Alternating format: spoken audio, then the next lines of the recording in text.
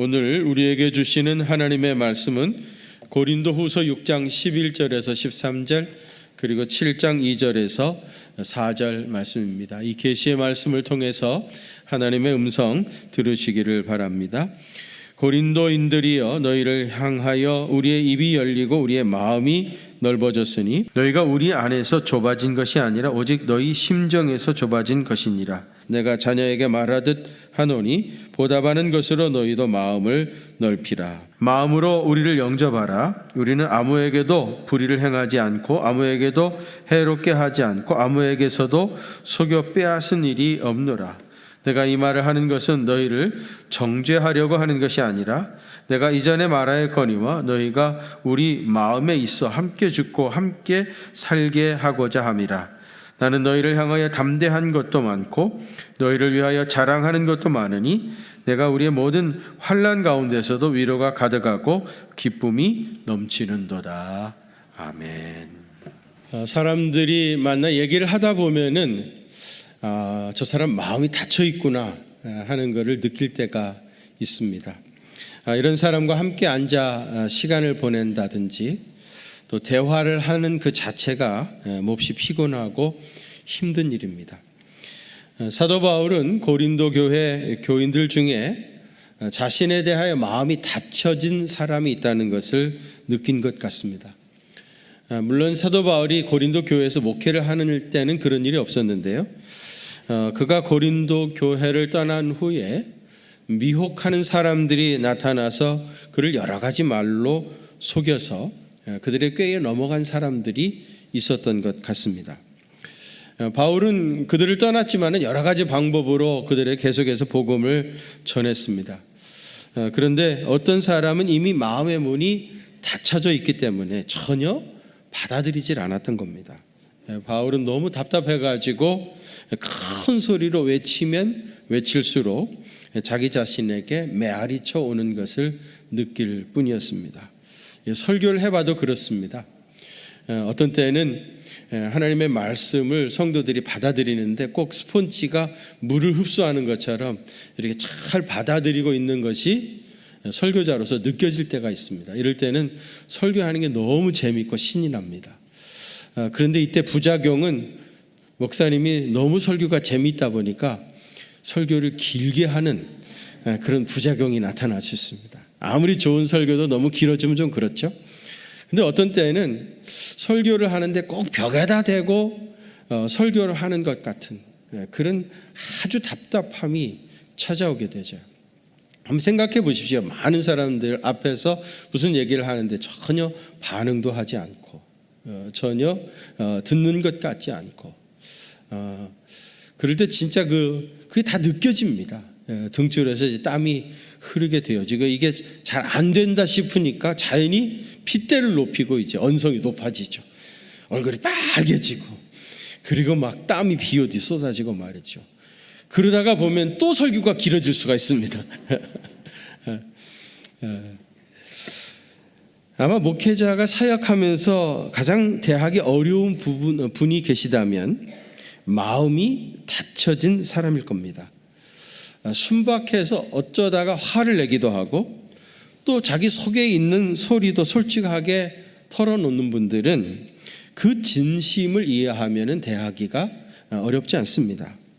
근데 무슨 말을 잘 하지도 않고 그렇다고 해서 적극적으로 따라오는 것도 아니고 도대체 저 속에 무슨 생각이 있는지 전혀 알 수 없는 분들, 목사님은 이런 분들의 눈치를 살피지 않을 수가 없습니다.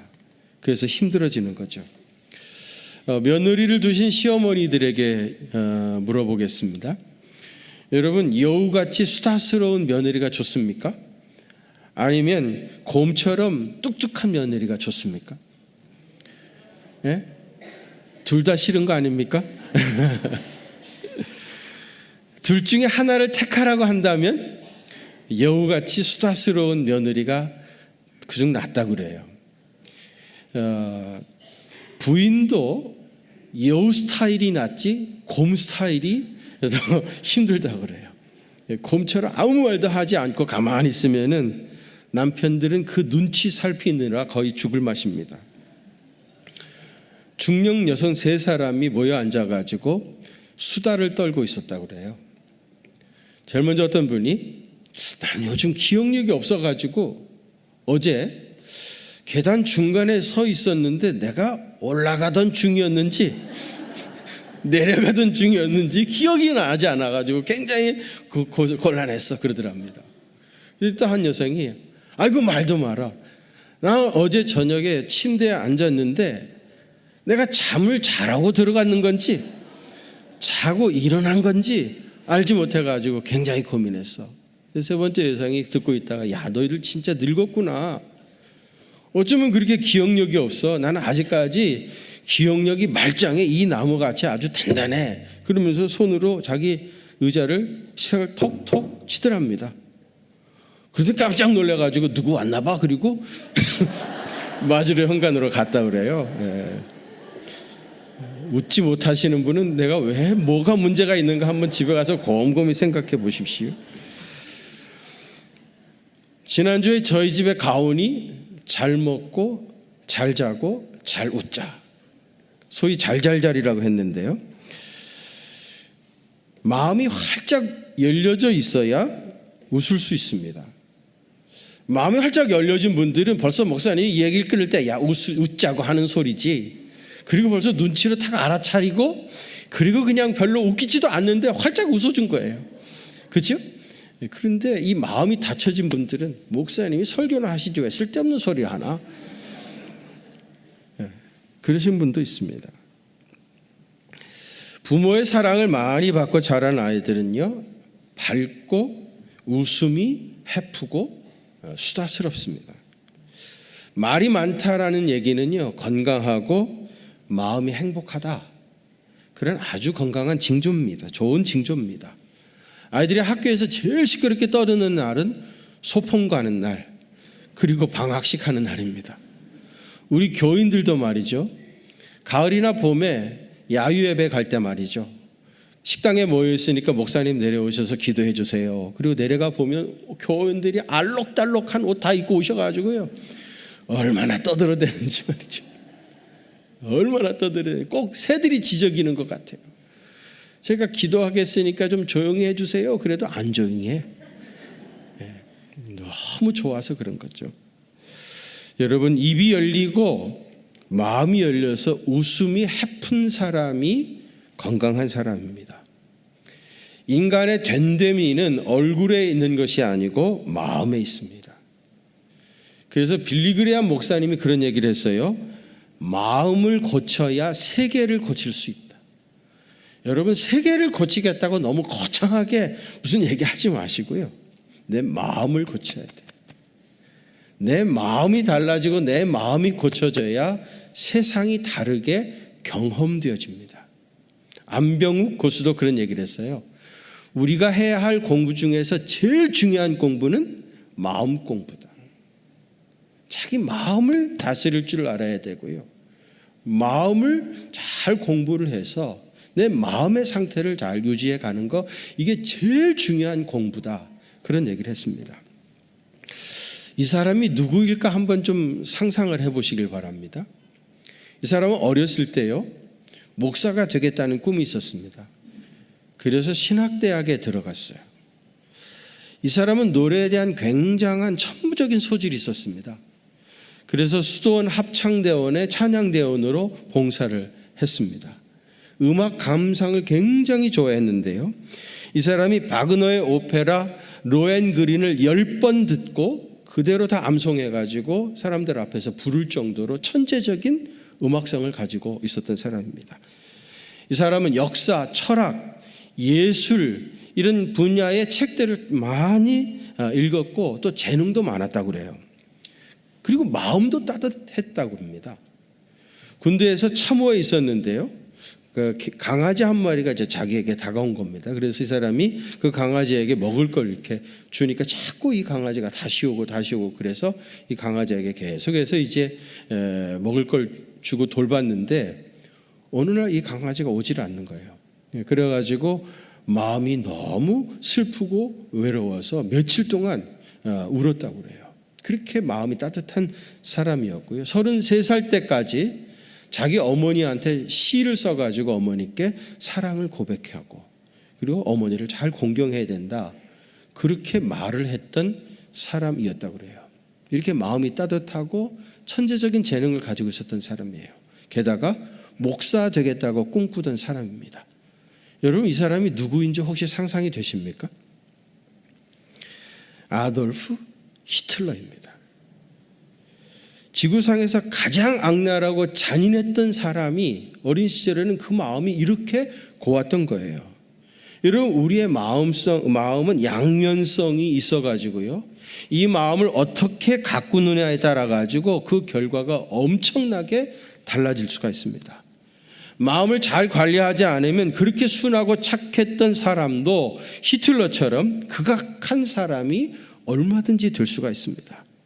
여러분, 인간의 마음은 가꾸지 아니하고 가만히 놔두면 잡초가 나고 또 가시나무가 자라가지고 완전히 못쓰게 되어져 버립니다. 그래서 늘 우리는 마음의 잡초를 뽑아내고요, 또 가시를 뽑아내야 아름다운 열매를 맺을 수 있는 옥토밭이 될 수 있는 겁니다. 우리가 믿음도 중요하고 기도도 중요하지만은 마음을 관리하는 것, 이것도 너무너무 중요합니다. 마음은 입에 비례한다, 그런 말이 있어요. 뭐에 비례한다고요? 입에 비례한다는 거예요. 무슨 말인가 하면 입이 열린 만큼 마음도 열려진다는 얘기거든요.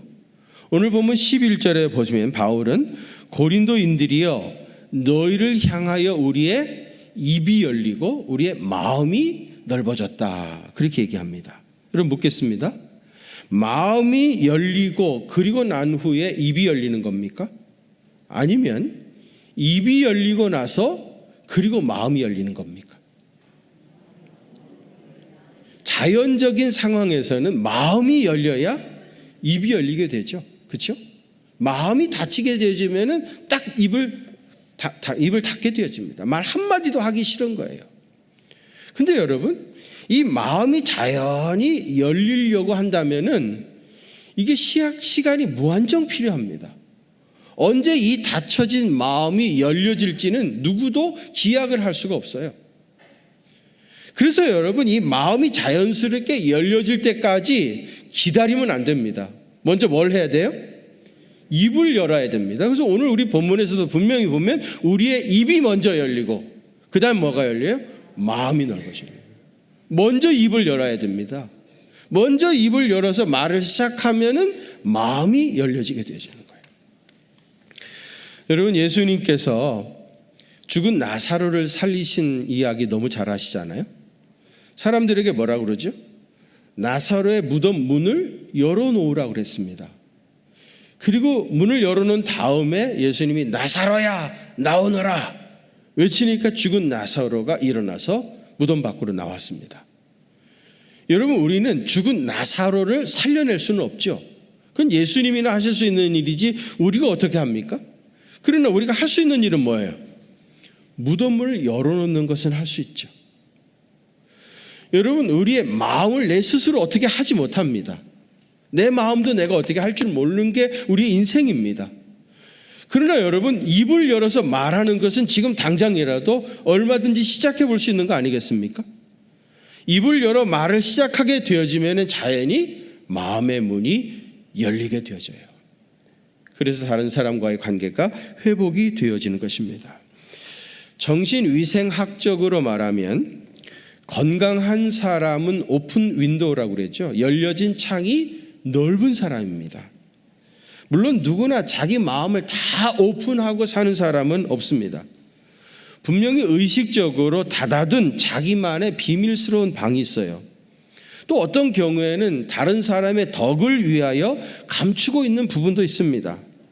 그런데 일반적으로 인격적으로 성숙하고 정신이 건강하다는 말은 오픈 윈도우, 열려진 창이 많은 사람입니다.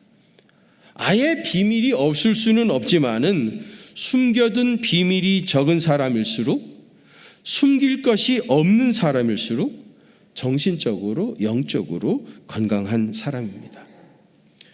살아있는 사람의 집은요, 아무리 초라하다고 해도 들어가는 문도 있고 그 다음에 창문도 있습니다.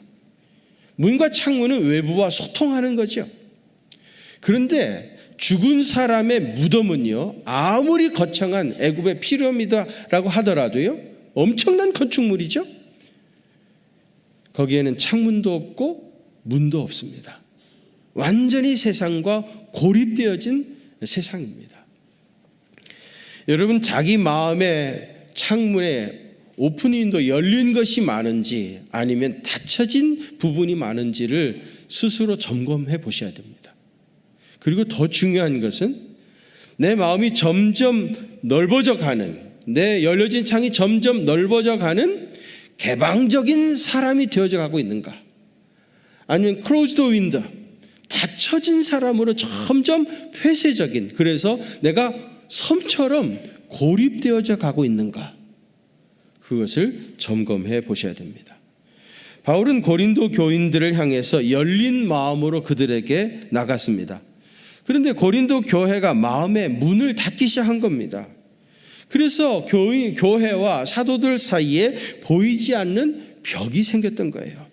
그래서 바울은 이렇게 말합니다. 여러분 12절과 13절 한번 같이 봉독합시다. 시작. 너희가 우리 안에서 좁아진 것이 아니라 오직 너희 심정에서 좁아진 것이니라. 말하듯 하노니 보답하는 것으로 너희도 마음을 넓히라. 아멘. 세번역 성경에서는 이 부분을 이렇게 번역해 놓았어요. 우리가 여러분을 옹졸하게 만드는 것이 아니라 여러분의 마음이 옹졸한 겁니다. 나는 자녀들에게 타이르듯 말합니다. 보답하는 셈으로 여러분도 마음의 문을 활짝 여십시오. 마치 딸이 토라져 있는데 아버지가 그러지 말고 오해를 풀고 그리고 마음을 열어라, 그렇게 토닥거리는 것 같지 않습니까? 여러분, 서로에게 닫혀진 마음을 활짝 열어야 됩니다. 여러분들의 닫혀진 마음이 오늘 이 예배를 통해서 활짝 열려지게 되시기를 축원합니다. 그러면 어떻게 해야지 이 마음이 활짝 열려지느냐? 그 첫 번째로는요, 부끄러운 죄가 없어야 됩니다. 뭐가 없어야 된다고요? 부끄러운 죄가 없어야 마음을 활짝 열 수가 있습니다. 오늘 본문 7장 2절 한번 같이 봉독하겠습니다. 시작. 마음으로 우리를 영접하라. 우리는 아무에게도 불의를 행하지 않고 아무에게도 해롭게 하지 않고 아무에게서도 속여 빼앗은 일이 없노라. 아멘. 사도 바울은 당당하게 이렇게 말합니다. 우리는 아무에게도 불의를 행한 적이 없다. 우리는 아무에게도 해롭게 한 적이 없다. 우리는 누구에게서도 속여 빼앗은 것이 없다. 사도 바울은 고린도 교회 교인들에게 불의한 일을 행한 것이 없기 때문에 당당하게 이렇게 마음을 활짝 열고 얘기할 수 있었던 겁니다. 여러분, 왜 사람들이 마음의 문을 열지 못합니까? 보여주면 안 될 구석이 있으니까 숨기는 거 아니겠습니까? 활짝 다 열어 보여주어도 부끄러울 것이 없다면 숨길 이유가 뭐가 있겠어요? 뭔가 숨길 수밖에 없는 부분이 있으니까 그런 겁니다. 여러분, 요즘은 다 스마트폰을 가지고 계시잖아요. 그래서 목사님이 신방을 갈 때 뭐 전화를 해가지고 며칠 전부터 다 예약을 하죠. 며칠 날 신방하겠다. 그러면 집에서 이제 신방 준비를 해야 하잖아요. 대대적으로 대청소부터 시작해야죠. 그래서 대신방은 곧 대청소다, 뭐 그런 얘기도 하죠. 다 예약을 하고 갑니다. 근데 예전에는 전화 있는 사람이 그리 많지 않았어요. 그래가지고 목사님이 신방을 가는데 미리미리 뭐 전화로 예약하지도 않고 갑자기 집사님 지나가다가 들렸어요. 그리고 쑥 들어옵니다. 예. 그런데 예수 믿는 집사님들 중에 아직도 담배를 못 끊은 분들이 계시거든요. 이런 분들이 이제 난리가 나는 거예요. 목사님이 갑자기 지나가다가 들이닥치면 제일부터 뭘부터 해야 됩니까? 재떨이를 치워야 되잖아. 재떨이를 숨겨야 되는 거예요. 정신없이 그냥 재떨이 우선 숨겨놓고, 이게 재떨이만 어떻게 숨기면 되는 게 아니잖아요. 이게 담배 냄새, 니코틴 냄새가 막 온 집안에 찌러 있으니까 이게 창문 열고 난리를 법석을 하는 거예요. 여러분, 마음을 활짝 열려고 하시면 숨기고 있는 부끄러움이 없어야 됩니다. 숨기고 싶은 부끄러운 것이 있기 때문에 마음을 닫는 것이고요. 사실은 그것 때문에 자기 자신이 동굴에 스스로 갇혀서 부자유롭게 사는 겁니다. 하늘을 우러러 부끄러움이 없어야 됩니다. 그래야 마음의 문을 활짝 열 수 있고요. 그래야 모든 사람과 교제하고 사랑하며 기쁨으로 섬기며 살 수가 있습니다. 부끄러운 숨겨둔 죄가 없어야 마음을 활짝 열 수 있는 겁니다. 두 번째로는 우리가 하나라고 하는 것을 깨달아야 됩니다. 뭘 깨달아야 된다고요? 우리가 하나다라는 걸 깨달아야 돼요. 3절 말씀 한번 같이 봉독합니다. 3절 시작. 내가 이 말을 하는 것은 너희를 정죄하려고 하는 것이 아니라 내가 이전에 말하였거니와 함께 죽고 함께 살고자 함이라. 아멘. 너희와 함께 죽고 함께 살고자 함이라고 했어요. 우리는 함께 죽고 함께 사는 한 운명의 공동체입니다. 여러분, 우리는 살아도 함께 살고요, 죽어도 함께 죽을 수밖에 없어요. 요즘 환경 문제 때문에 온 지구촌이 굉장한 어려움을 겪고 있죠. 우리나라는 이번에 여름에 비가 많이 와가지고 홍수 때문에 굉장한 피해를 입었지 않습니까? 반면에 유럽은 가뭄, 그리고 폭서, 그리고 산불, 이런 것 때문에 굉장한 어려움을 겪고 있습니다. 저수지가 다 바닥이 드러났다고 그러잖아요. 환경 재앙이 우리에게 피부로 와닿고 있습니다.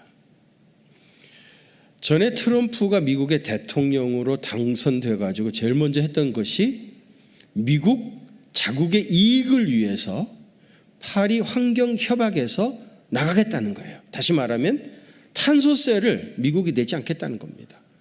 그리고 나가버렸어요. 그날로 트럼프는 저한테 완전히 찍혔습니다.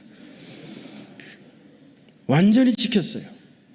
미국의 국익을 위해서 그 큰 나라가 탄소세를 내지 않겠다는 거예요. 세상이 어떻게 되지, 환경이 어떻게 되지 우리하고는 상관없다. 우리는 탄소세 낼 수 없다. 그리고 나가버린 겁니다. 그런데 조 바이든이 대통령이 되면서 파리 환경협약에 다시 돌아왔죠. 그래서 세계 주요 언론들이 뭐라고 이 사건을 얘기한 줄 아세요? 집 나갔던 철없던 미국이 제정신 차리고 돌아왔다.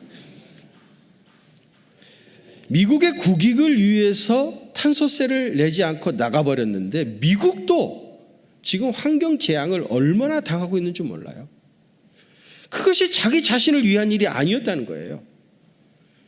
여러분, 환경 문제뿐만 아니라 세상의 모든 일이 다 사실은 마찬가지입니다.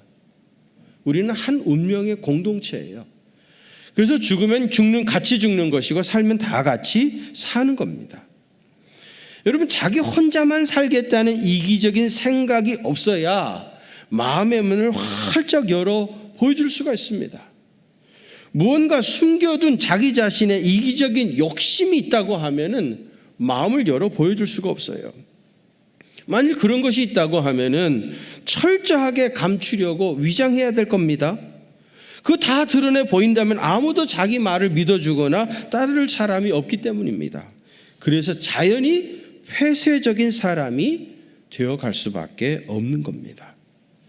여러분, 우리가 모두 하나라고 하는 것을 깨닫고 이기심을 버려야 마음을 활짝 열 수가 있어요.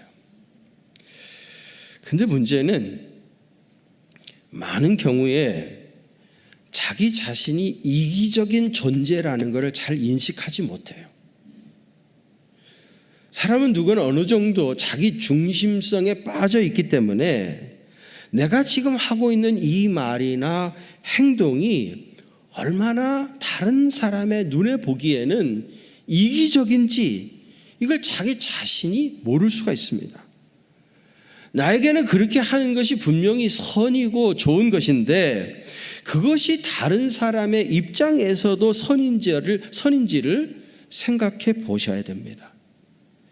자기라고 하는 이 동굴에서 벗어나서 다른 사람의 관점에서 세상을 볼 수 있어야 이 이기심을 극복할 수 있게 되어지고요. 우리가 그리스도 안에서 하나라고 하는 것을 깨달아야 서로 마음의 문을 활짝 열 수 있는 겁니다. 그 다음에 세 번째로는요, 다른 사람을 칭찬해야 됩니다. 어떻게 해야 된다고요? 다른 사람을 칭찬해야 돼요. 4절 말씀 한번 같이 봉독합니다. 4절입니다. 시작. 나는 너희를 향하여 담대한 것도 많고 내가 우리 모든 환난 가운데서도 위로가 가득하고 기쁨이 넘치는도다. 아멘. 너희를 향하여 담대한 것도 많고, 사도 바울은 고린도 교회를 향해 말할 때마다 담대하게 큰 소리로 얘기했다는 거예요. 뒤에서 귓속말로 소곤소곤 되지 않았다는 겁니다. 여러분, 누군가 들을까 봐 귀에다 대고 소곤소곤 되는 말은 험담일 가능성이 많습니다. 여러분, 험담을 하게 되어지면 내 마음이 스스로 다칩니다. 험담은 자기 영혼을 황폐하게 하고요, 다른 사람과의 관계를 깨트리게 되어져요. 그래서 험담은 무조건 나쁜 겁니다. 자기 자신뿐만 아니라 다른 사람에게도 무조건 나쁜 것이 험담입니다. 절대로 하면 안 됩니다. 여러분, 나를 붙잡고 다른 사람 험담하는 사람 있잖아요. 이분이 다른 사람을 만나면 내 험담할 사람입니다. 여러분, 착각하지 마세요. 나 붙잡고 다른 사람 험담하는 사람은 틀림없이 다른 사람 붙잡으면 내 험담할 사람입니다. 그러니까 조심하셔야 됩니다. 그런 사람 조심하셔야 돼요. 절대로 뒤에서 남의 험담을 하면 안 됩니다. 무슨 말을 하더라도 당당하게 당사자가 들어도 전혀 문제가 되지 않을 말만 해야 됩니다. 내가 어디서 한 말이요, 이게 뱅뱅뱅뱅 돌아가지고 결국은 당사자에게 반드시 들어갑니다. 그래서 남을 흉보고 험담하게 되어지면 결국 내 영혼이 황폐하게 되어지고요, 다른 사람과의 관계가 깨어져요. 절대로 험담하면 안 됩니다. 사도 바울은 너희를 위하여 자랑하는 것도 많고 그랬습니다. 바울은 고린도 교회를 늘 칭찬하고 자랑을 했어요. 여러분, 칭찬은 고래도 춤추게 한다고 그러지 않습니까? 고래뿐만 아니라 모든 동물을 조련하는 방법은 딱 한 가지예요. 어쩌다 잘하면 칭찬하고 먹을 걸 주는 거예요. 칭찬하고 먹을 걸 주고, 칭찬하고 먹을 걸 주고, 그러면서 결국은 동물을 길들여 가는 겁니다. 다른 사람을 칭찬해야 내 마음이 활짝 열려요. 그러니까 다른 사람을 칭찬하는 것은 다른 사람을 위하여 좋은 것뿐만 아니라 먼저 내 자신의 마음이 열리니까 나에게도 좋고 다른 사람에게도 좋은 거예요. 아까 험담은 나에게도 나쁘고 다른 사람에게 무조건 나쁜 것이라고 했는데, 칭찬은 나에게도 좋고 다른 사람에게도 좋은, 무조건 좋은 겁니다. 여러분, 칭찬 많이 하시기를 바랍니다. 근데 옛날 어르신들은요, 아이들한테 칭찬하면 버릇 나빠진다고 그래요. 칭찬하지 말랍니다. 이것이야말로 진짜 잘못된 유교 문화입니다. 여러분, 옛날 어르신들은 칭찬은 잘 못하고 회초리 가지고 때리기만 잘했어요. 잘못한 것을. 이런 식으로 자란 아이는요, 다른 사람의 눈치를 살핍니다. 그래서 눈치 있게 행동은 잘하는데, 이런 아이의 치명적인 약점은 뭐냐면은 자신감이 떨어지고 창의성이 없어요. 여러분, 요즘 우리 시대에 진짜 경쟁력 있는 사람은 눈빛에 자신감이 있고 창의성 있는 사람이에요. 이런 사람이 오늘 우리 시대에 경쟁력 있는 사람인데, 칭찬을 듣지 못하고 늘 꾸중만 듣고 자란 아이들은 눈치를 잘 살펴가지고 욕먹지 않는 일은 잘하는데 창의성이 떨어져요. 전혀 경쟁력 없는 아이로 자라나게 되어집니다. 자꾸 칭찬하셔야 돼요.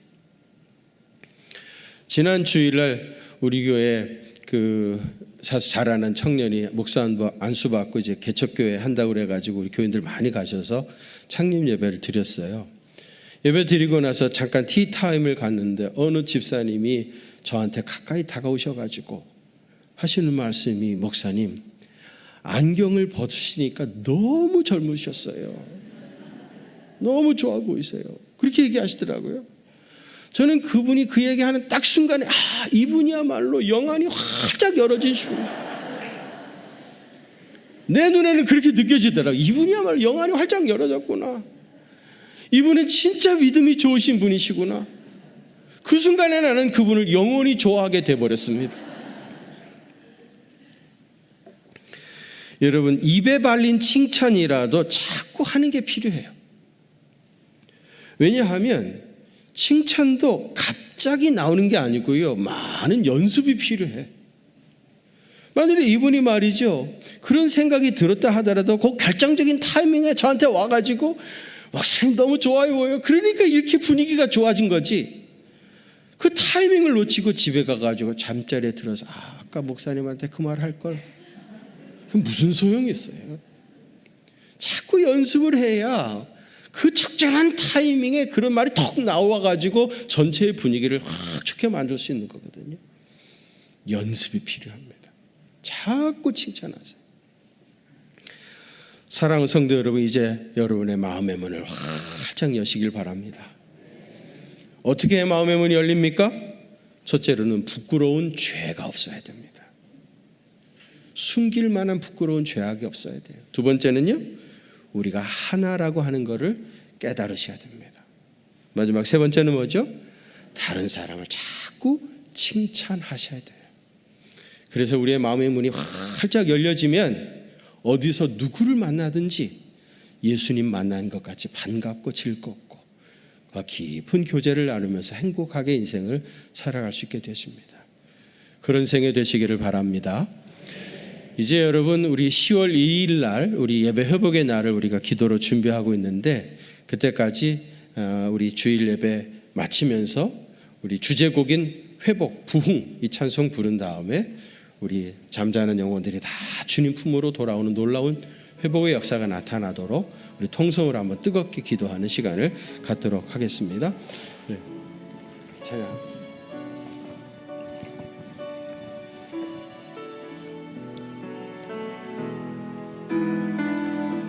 이 땅의 황무함을 보소서. 하늘의 하나님, 긍휼을 베푸시는 주여, 우리의 죄악 용서하소서. 이 땅 고쳐주소서. 이제 우리 모두 하나 되어 이 땅에 무너진 기초를 다시 쌓을 때 우리의 우상들을 태우시 성령의 문 임하소서.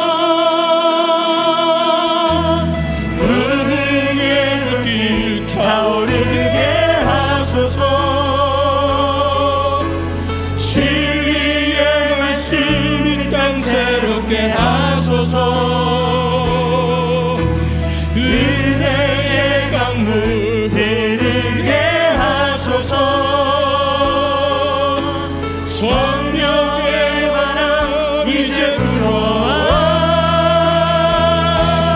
오 주의 영광 가득한 새날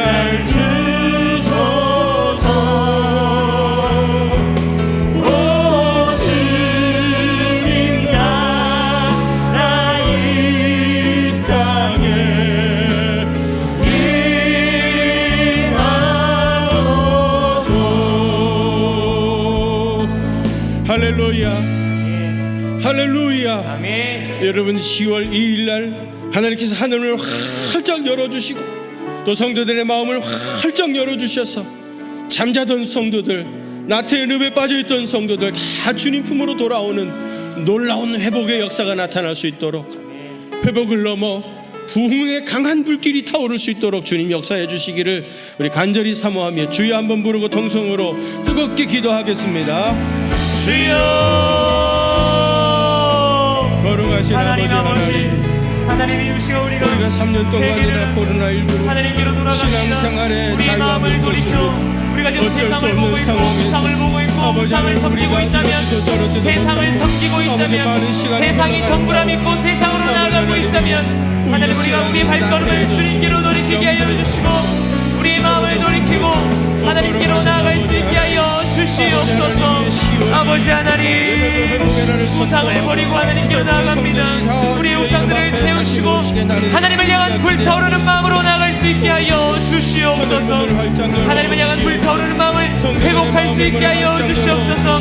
무너진 모든 신앙의 기초를 회복할 수 있게 하여 주시옵고, 말씀 앞에 설 수 있게 하여 주시옵소서. 말씀으로 나아갈 수 있게 하여 주시옵소서. 아버지 하나님 회복시켜 주시옵소서. 여호와께로 돌아가게 하여 주시옵소서. 하나님을 바라볼 수 있게 하여 주옵소서. 하나님, 우리의 전부가 예수 그리스도임을 믿고 예수 그리스도로 말미암아 충만케 되는 나의 삶이 될 수 있게 하여 주시옵고, 우리 경기중앙교회를 다시 한번 사용하여 주시옵고 일으켜 주시옵소서. 아버지 하나님, 그렇게 나아갈 수 있게 하여 주시옵소서. 그래요, 회복을 넘어 부흥의 역사가 다시 한번 일어날 수 있게 하여 주시옵고, 경기중앙교회를 하나님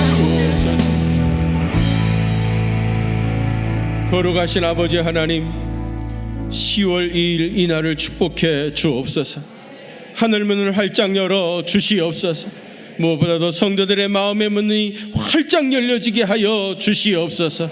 저들의 걸음에 복을 허락하시고 무릎에 새 힘을 허락하여 주셔서 주님의 전에 나오게 하시고 주님 앞에 나와 예배하는 진정한 회복의 역사가 나타날 수 있도록 은혜 더해 주옵소서.